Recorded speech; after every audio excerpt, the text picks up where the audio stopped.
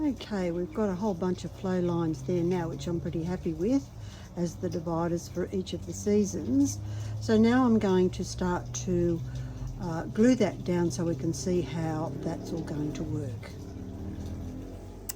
Okay, we've committed to all the curves on gorgeous Gypsy rose, and now it comes to the time of choosing the tiles that I want to use to represent all of the seasons and the journey.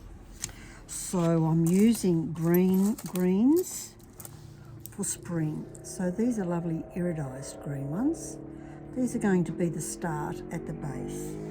I'm going to be using probably oranges and reds to depict the Australian summer, because when we think of Australia and summertime, it's all about beautiful blue skies, beautiful blue oceans, and the horrible side, which is bushfires. So we're all used to that sort of bushfire red. I'm also going to be using some red and orange glasses to really look at how beautiful flames are, even though they're quite destructive. And then for winter time and autumn, I'm going to use the beautiful mauves, sort of dusky mauves and purples, inspired by Australian gum trees, which have the most exquisite colours on their barks, or on their trunks once the barks fall off. Beautiful, beautiful colours. In terms of the journey, I'm going to be using these wonderful, gorgeous little tiny 8mm dots to depict the pathway through all the seasons. Alternatively, you could just use mirror, but I'm going to use both.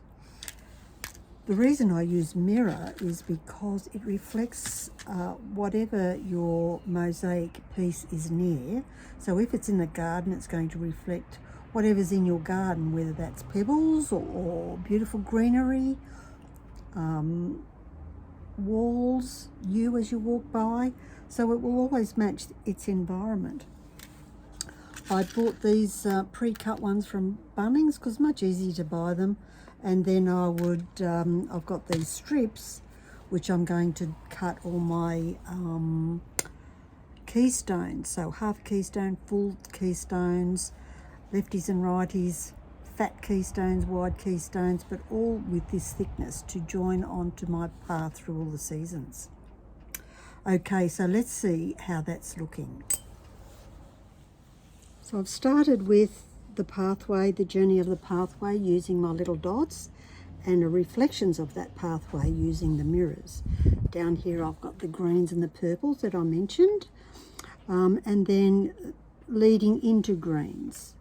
Because the big thing that's going to be my biggest challenge while I make this is all the colours I'm going to need for all the seasons, but not have it look like a pizza that fell on the ground with too many different things. So that's going to be a big challenge for me. I'll have to really think about how to express those colours.